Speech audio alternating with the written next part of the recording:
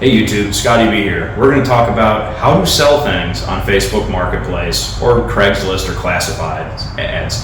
Just kind of what I've done over the years and how I get something ready, make sure it works, do a listing and sell.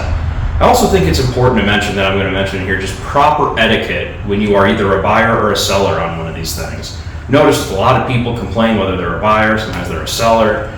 I've done it many years and I've noticed over the years there just seems to be a lack of etiquette when dealing with each other. But first we're going to start with, we have a washer and dryer that we've tested. They're in great shape, know they work, but when we're listing these kind of things, I like to go through them and kind of get them clean. That way when you go to list these things for sale, people can tell that you've taken care of them and that you want to also get a value out of them. I mean, trying to sell something that's dirty, a lot of people don't like that, and it's kind of hard to get your price for something when it looks like it hasn't been taken care of. All right, now we're clean. So usually when you get something listed, you want to get multiple photos. So now everything's clean, you want to take several photos, front, side, back, open the lid, maybe take one of the inside. Now you also want to include model numbers in your listing. So underneath the washer here, there's where your model number and serial number are. That's good to have in the listing. Same thing with the dryer. If you open it up here, right by the hinge is usually where you'll find your model number and serial number. Especially include any booklets you have. That would also help the buyer. So now they're clean. You got your model numbers. Also, legs are fixed. No movement. They were wobbly before. So once you get your photos, get your description, model numbers, any paperwork you have, make sure everything looks good. And beforehand, let me just reiterate here, make sure everything works. Any weird quirks, do they make noises? Does one of the settings not work? Include that. Be honest. Being honest is the best policy, because when someone comes and looks at it, they're going to be really irritated if you waste their time, and also value it based on that. These work great. They're in good condition. I would keep them if I had not bought a washer dryer set that was on sale about a year or some change ago.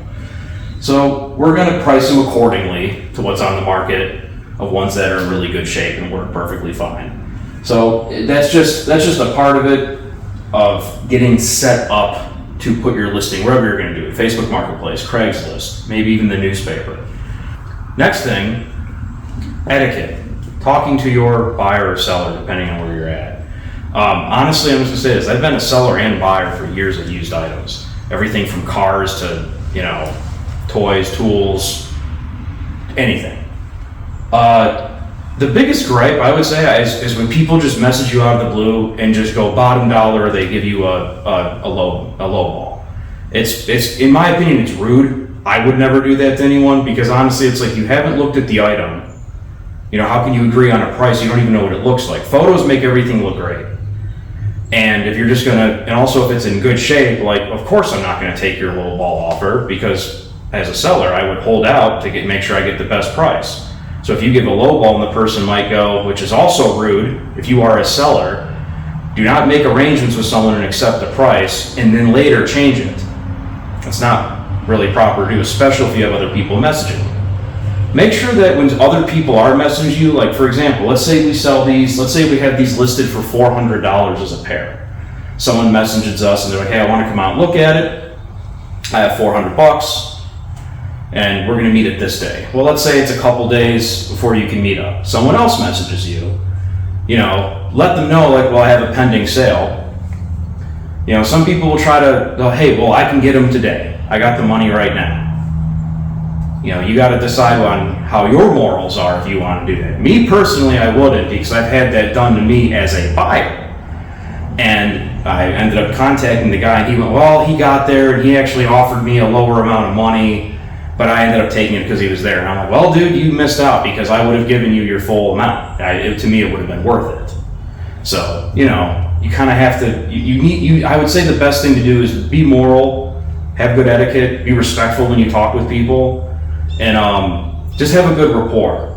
When you talk to someone, hey, hello, how are you doing today? hey, I'm interested in this, whatever questions, hey, I have a couple questions if you have time. If you're not good with texting, even say that, like, hey, can we talk on the phone real quick? Because some people, they might be like, I don't want to message you. I want to make sure you're a real person. There's a lot of scammers going on. Just a few pointers, just something to remember when you're buying or selling. Because, if you come off wrong and someone's like, I don't want to deal with this person, they might just not deal with you. So have good etiquette. Make sure you don't lowball people. Always go look at the item. Don't necessarily agree on a price right away. You can ask, hey, are you willing to negotiate on a price? And then go out and take a look at the item. And like I just said, photos make everything look great. I've seen things where the photos look great, like a car, you go out and look at it, and you're like, man, this thing is rough. Like, this is not what I'm expecting. This person has it way overpriced based on just how it looks. So, those are some things to think about. I never really make a deal on a price unless I'm actually willing to go out and go buy it. I have the money on hand for the original price, and then I'll barter with the person. If they don't take the price, they don't take the price. So that's just kind of how I do things, and I've been very successful buying and selling things online and just out and about. So that's just one thing I've noticed, and I've even heard people griping about it, is just buying and selling etiquette. Just, you guys got to work on it. If it's something you're not good with, you got to work on your ability to communicate with people. Next, meeting up and doing the deal. Now, depending on the item, depending on what kind of person you are, you might not want someone coming to your house, which is totally understandable in today's day and age. I mean, let's be honest.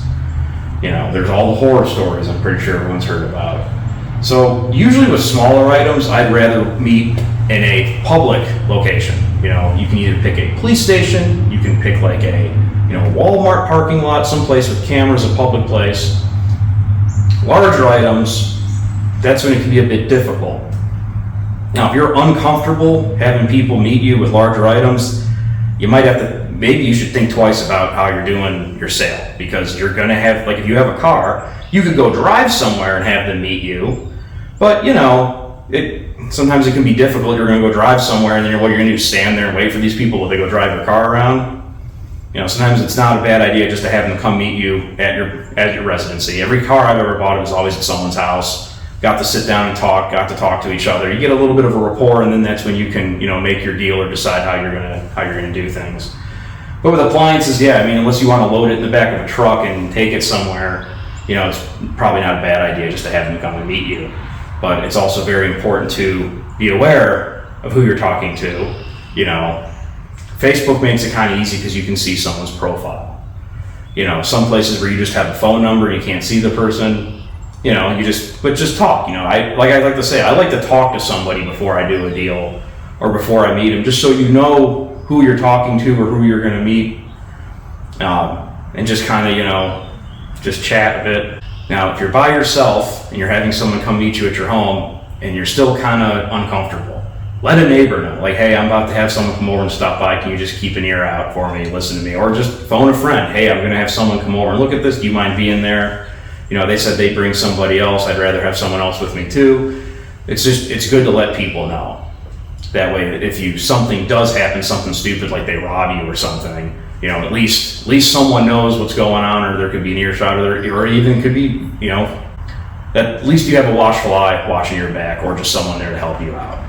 But it's really not that bad. I have been lucky. I've never had a bad experience. I've had people that weirded me out, and then I ended up finding out that they might have been scammers, but I've never had a problem selling things, luckily. Hopefully I never do, and I hope nobody else ever does. I hope we can have a positive, safe, functioning society, and all of us can, do things together and be able to do these without being fearful. But, the way the world is, just something to think about. Next, I would say loading the item. Now, washers and dryers aren't too bad. The washers are usually heavier, but if you got someone else with you, you can load it pretty quick. Dryers aren't too bad. But make sure when you are talking to whoever, if you're the seller, make sure you discuss with the buyer how you're going to pick the item up. Like, especially if it's something like a refrigerator, or maybe it's like a 300-pound grill. If this person's like, well, I only have a sedan, like, well, how are you going to pick the item up? These are things you need to discuss. Also, if you are a buyer, before you contact someone, just think of how you're going to get the item. Like, if you're going to buy a let's say a lawn tractor and it doesn't run, and you need a truck or a trailer, you need someone to help you. You don't just call someone like, oh, I don't know how I'm going to get it back. Can you do that for me? It's like, well, now you got to change the price, and it's like maybe that might be a pain. So you want to think of things sometimes before you even go into the deal, before you message somebody like, well, how would I bring this back? Can I borrow a truck? Can I rent something? Can someone help me load it? And then you can message the seller like, hey, I'm interested in this, but I might need a hand getting it back to my home. Actually, I did a deal like that. I didn't have a truck or a trailer, and I bought a whole big tractor set that came with a mower deck and a snow blower. And the guy went, hey man, because me and him, I hung out and we chatted for like 2 hours at his house. He's like, you know what, dude, you're cool. I'll deliver it for you. So it's just something you got to think about before you discuss with someone or before you want to buy something. And always, there's just icing of the cake here. Before you message somebody, make sure you can afford the listing of the item. Don't just be hopeful that someone's selling a pickup truck for $5,000 and you have two. You're going to waste the guy's time. He's not going to sell it for $2,000.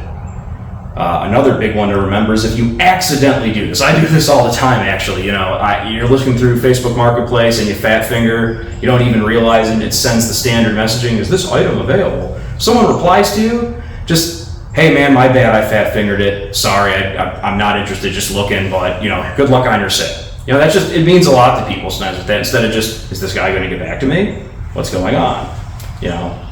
Just something to think about.